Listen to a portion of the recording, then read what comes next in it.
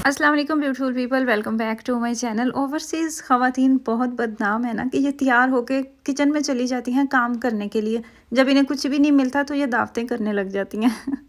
आपकी बात किसी हद तक ठीक है। ये ट्रेंड तो सेट किया जो बहुत फेमस व्लॉगर्स हैं, जो अच्छी ड्रेसिंग करके बन ठन के रेडी होके कुकिंग कर रही होती हैं। वो भी बहुत पॉजिटिव चीज़ है। मैसेज ज़्यादा है कि ज़रूरी नहीं कि आप खस्ता हाल हुलिये में ही घर के काम करें, आप अच्छे भी लग सकते हैं, साथ साथ भी आप काम कर सकते हैं। लेकिन मैं आपको सच्ची बात बताऊँ ना, आपकी बात भी ठीक है, हमारे पास और कोई काम भी नहीं होता। हम इतना तरस के होते हैं ना यहाँ पे रह रह के, हम इतना लोगों के लिए तरसे हुए होते हैं। हम शुक्र करते हैं कि हमें वीकेंड मिला है या कोई ऐसा दिन मिला है कि जिस दिन हमारे हस्बैंड और बच्चे घर में हैं, तो हम फिर दावत होस्ट कर लेते हैं, या फिर वैसे दोस्तों के साथ या भाईचारे होते हैं तो बस बहाना होता है मिल बैठने का। लेकिन जो मेन चीज़ है ना वो ये है कि हम यहाँ पे रह रह के, अकेले रह रह के लोगों के लिए इतना तरसे हुए होते हैं, तो फिर जो हमें मिलता है हम उसका बहुत ज़्यादा करते हैं। इसीलिए तो ये भी बात है ना कि जब हम पाकिस्तान जाते हैं ना तो हमें सिर्फ़ और सिर्फ वहाँ पे प्यार चाहिए होता है, खलूस चाहिए होता है। मैंने एक व्लॉगर हैं, उनके व्लॉग में देखा तो वो कहते हैं कि हम रज्जे हुए लोग हैं, हमें ना कपड़ों की कमी है, ना चीज़ों की कमी है, ना हमें खाने पीने की कमी होती है। बस हम जब पाकिस्तान जाते हैं तो कोई हंस के बोल दे, कोई अच्छे मुंह हमारे साथ टाइम स्पेंड कर ले या कुछ छोटा सा गिफ्ट भी दे देना तो बहुत खुशी होती है। और मुझे ये बात बहुत अच्छी लगी थी और वाकया ही ऐसा है। कमी किसी चीज़ की भी नहीं होती, बस प्यार मोहब्बत और खुलूस ही सब कुछ होता है। कोई इतने अरसे के बाद हम पाकिस्तान जाते हैं, इतना ख़र्चा करके जाते हैं, तो फिर जब एक्सपीरियंस अच्छा नहीं रहे तो ज़ाहिर सी बात है फिर दिल तो दुखता ही है। आज मैं दावत होस्ट कर रही हूँ अपनी फ़ैमिली की। आज मैं अपनी फ़ैमिली के लिए, अपने मियाँ के लिए और अपने बच्चों के लिए खाना बना रही हूँ। मुझे काफ़ी अरसा हो गया था, मैंने प्रॉपर दही बड़े नहीं बनाए थे। बेसन के ही बड़े मैं बना रही हूँ। दाल के भी बनते हैं और कुछ लोग इसको दही फुल्कियाँ कहते हैं, लेकिन दही फुल्कियाँ वो हैं जो आप मेरी पिछली कुछ वीडियोज़ में लगातार देख रहे थे। वो भी मैंने पाकिस्तान से मंगवाई थी, मेरे हस्बैंड लेके आए थे पाकिस्तान से। तो मैंने बेसन लिया, उसका थिक सा पेस्ट बनाया। ना बहुत ज़्यादा थिक रखना है और ना ही बहुत ज़्यादा पतला रखना है। अगर वो बहुत ज़्यादा थिक होगा ना तो अंदर से जो बड़े होते हैं वो पकते नहीं हैं सही से, वो कच्चे रह जाते हैं। उनको फ्राई कर लें। योगर्ट लिया, उसमें थोड़ी सी चीनी डाली और चाट मसाला डाला। मज़ीद स्पाइसी चाहते हैं तो थोड़ा सा नमक और लाल मिर्च डाल लें। लेमन निचोड़ के डाला, प्याज बारीक कट करके डाला। टमाटरों को हमने अवॉइड किया क्योंकि बच्चों को अल्लाह जाने टमाटरों के साथ क्या बैर होता है। सब बच्चे ही टमाटर से भाग रहे होते हैं। प्याज खा लेते हैं, प्याज का अब कोई इशू नहीं रहा। उसके अंदर चने डाले, आलू मैंने नहीं डाले थे। और इस तरीके से हम जो बड़े हैं ना उनको फ्राई कर लेंगे। बस इतना हो, बहुत ज़्यादा पतला भी ना हो, बस चम्मच पे ठहर जाए। इतने मज़ेदार बनते हैं ना इस तरीके से दही बड़े। और मैंने सोचा कि सबसे पहले मैं यही काम ख़त्म कर लूँ। साथ में मैंने बिरयानी का मसाला रखा हुआ था। बिरयानी वाहिद ऐसी चीज़ है कि जब मैं बनाती हूँ ना तो मुझे 2 दिन के लिए सुकून हो जाता है, क्योंकि सब खा लेते हैं। वरना तो बच्चों के नखरे ही नहीं जाते, कोई गोश्त खाता है कोई नहीं खाता। पास्ता बनाती हूँ तो वो मुझे खुद कोई इतना ख़ास क्रेज़ नहीं है पास्ते का। कभी कभार हो तो चलो बंदा खा लेता है, वो बच्चे खुश होकर खाते हैं। फिर मेरा यही दिल होता है कि मैं अपने लिए और हस्बैंड के लिए कुछ अच्छा सा साथ में और बना लूँ। लेकिन बिरयानी और दही बड़े ऐसी वाही चीज़ है जो सब खुश होकर खाते हैं। तो सोचा एक दिन मेहनत करते हैं, फिर 2 दिन सुकून से निकल जाएंगे।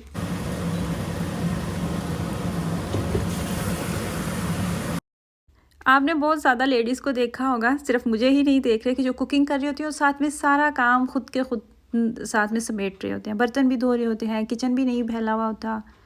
अब प्लस आपने मुझे गोश्त बनाते हुए भी देखा। मैंने लेग पीसेस निकाले, उनकी छोटी छोटी बोटियाँ की। जब हम लेके आते हैं ना तो इनकी स्किन मैं अपने हस्बैंड से उतरवा लेती हूँ। उनको मैं कहती हूँ कि आप उतार दें मुझे।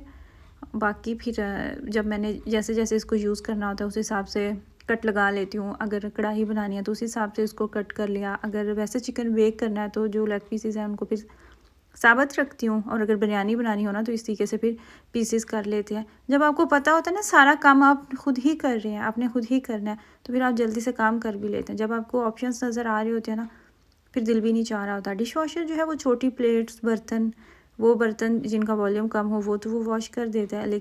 लेकिन जो बड़े बर्तन होते हैं, पतीले वगैरह, जो कि डिश वॉशर में नहीं आते, वो साथ साथ आपको हाथ से ही साफ़ करना पड़ते हैं। लेकिन जो है कि काम मैनेज हो जाता है।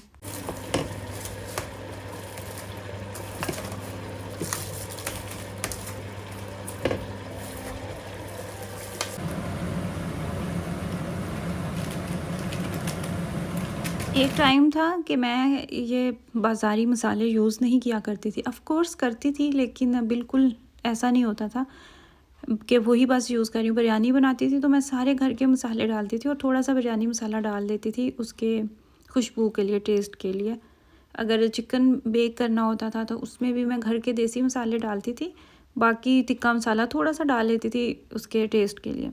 लेकिन मैंने जब से यूज़ करने शुरू किए हैं मुझे एहसास हुआ है कि ये मसाले यूज़ करने से तो आपका काम ही आधा हो जाता है।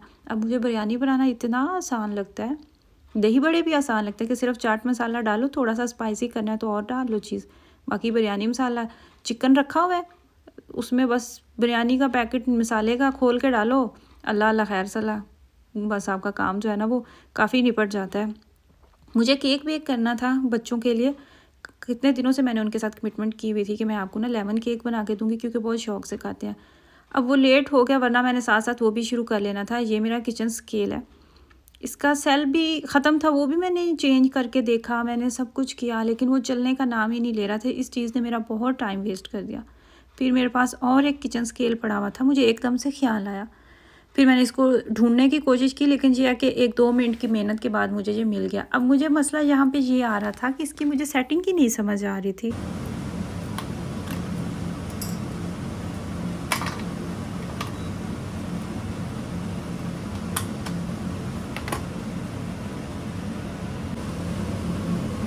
बाकी तो कोई भी केक मैं बनाती हूँ कप से मैं मेजरमेंट कर लेती हूँ, लेकिन ये जो लेमन केक है ना, इसमें ग्राम्स के हिसाब से ही मैं चीज़ें डालती हूँ, तो वो ज़रूरी था। खैर थोड़ा सा मेरा इसने टाइम वेस्ट किया, मुझे थोड़ी सी मेहनत लगी थी, लेकिन ये आगे फिर इसकी मुझे फ़ौरन समझ आ गई। यहाँ पे मैं आपको एक टिप देना चाहूँगी, आप लोग ट्राई करके ज़रूर देखना। बिरयानी बना रहे ना, चाहे मटन की हो या फिर चिकन की हो, कोई भी हो, इमली लें, उसको इस तरीके से पानी में भिगो के रख लें। जब आपका मसाला रेडी हो जाए ना बिरयानी का, तो इसको स्ट्रेन करके इसका पानी डाल लें।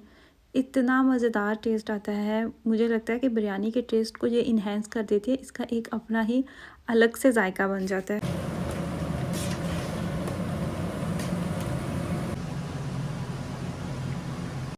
मसाला भी रेडी हो चुका था और चावल जो है ना वो भी बॉयल हो रहे थे, तो मैंने सोचा कि मैं तब तक जल्दी से जो चीज़ें मुझे इसके अंदर डालनी है केक के, मैं उनको मेजर करके रख लूँ।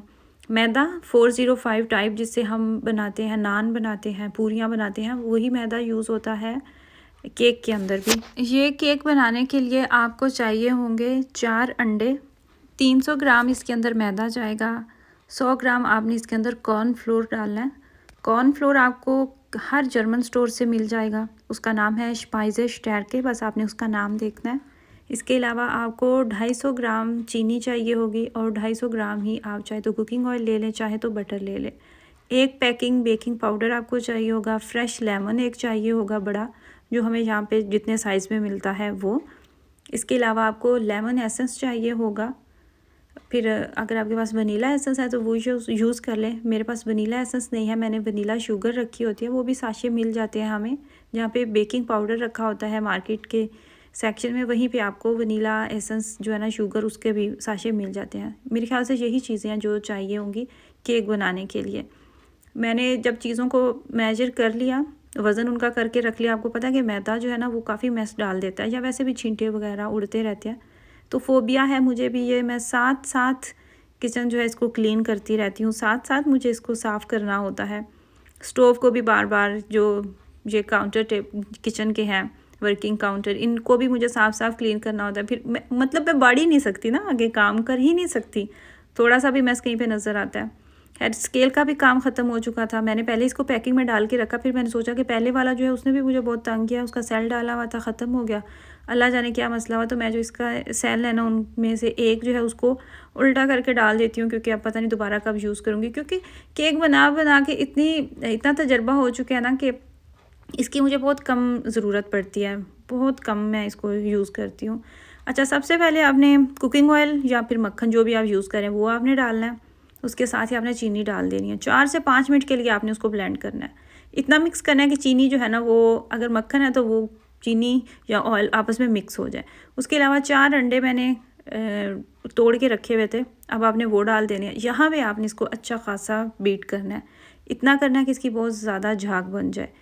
अंडे जितनी अच्छे से बीट होंगे ना, केक बनाते हुए अंडों को जितना टाइम देंगे, आपका केक उतना फूलेगा। एक यही वाहिद टिप है केक बनाते हुए, जिनका केक फूलता नहीं है ना, उसकी वजह यही होती है कि अंडों को अच्छे से टाइम नहीं दिया होता। साथ ही मैंने इसमें लेमन एसेंस डाल दिया, मेरे पास था। बेकिंग पाउडर जो था वो मैंने मैदे के अंदर मिक्स कर दिया, थोड़ा सा नमक भी इसके अंदर जाएगा वो भी डाल दिया, चीनी जो मैंने आपको बताई थी वनीला शुगर वो भी डाल दी, और जो लेमन है ना उसका इस तरीके से ऊपर से आपने क्या ग्रेट कर लेना है इसका छिलका। मार्केट से भी मिलते हैं, लेकिन जब आपके पास फ्रेश चीज़ है तो आप फ्रेश ही यूज़ करें, आपको ज़रूरत नहीं है मार्केट से लेने की। और वही लेमन जो है उसको कट करके उसका जूस निकाल लेंगे, क्योंकि ये पूरे लेमन का जूस जाएगा इस केक के अंदर और यही इसको जायका देगा बहुत मज़ेदार सा।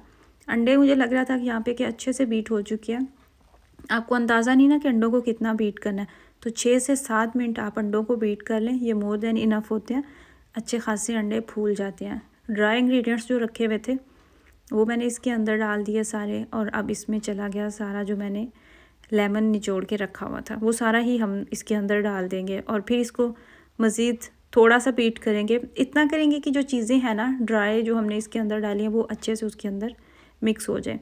बेकिंग ट्रे मैंने लिया था जिसमें हम चिकन वगैरह बेक कर रहे होते हैं, उसको अच्छे से ग्रीस कर लिया और उसी के अंदर इसकी पतली सी एक लेयर लगा देनी है। जो बाकी हम केक बनाते हैं उनकी निस्बत इसका आमेज़ा थोड़ा सा थिक होता है, इतना पतला नहीं होता, इसीलिए मैं इसको स्पैचुला की मदद से फैला रही हूँ ताकि ये प्रॉपर सारा जो है ना वो एक जैसा हो जाए। अब यहाँ पे भी मैस पड़ा हुआ था, तो मुझे बेक होने के लिए भी इसको तब रखना है जब मैं इस जगह को अच्छे से क्लीन कर लूँगी। मशीन जो है ना इस पर भी आटे के छींटे गिर रहे होते हैं, इसको भी आप साफ़ नहीं करते तो वो पक्के जम जाते हैं, फिर साफ़ करना मुश्किल हो जाता है, तो मैं साथ ही करती रहती हूँ। हालांकि जो ओवन है वो प्री हीटेड है, मैं चाहती तो इस ट्रे को रख के भी तो क्लीन कर ही सकती थी, लेकिन क्या करूँ, सफाई का फोबिया और मुझे लगता है जिनको ये होता है ना उन्हीं का किचन साफ़ नीट एंड क्लीन लग रहा होता है। वैसे भी कहते हैं ना किसी औरत का सुगड़पन देखना है तो उसका किचन और वॉशरूम देख ले।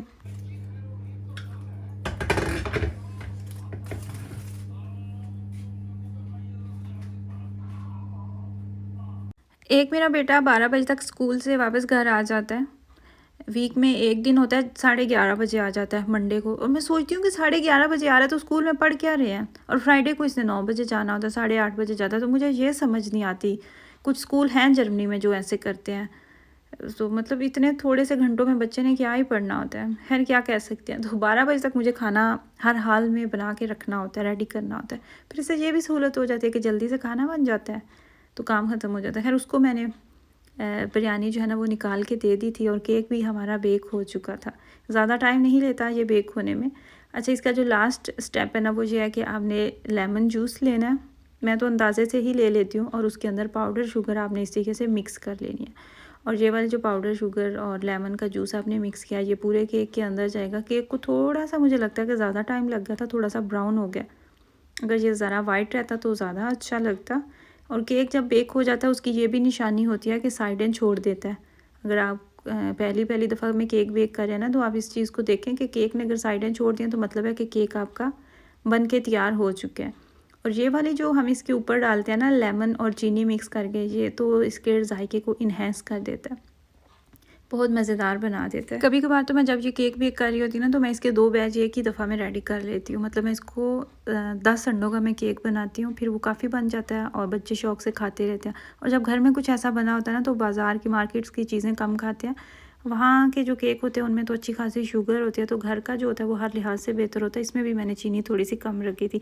आई होप कि आपको वीडियो अच्छी लगी हो, दुआओं में याद रखिएगा।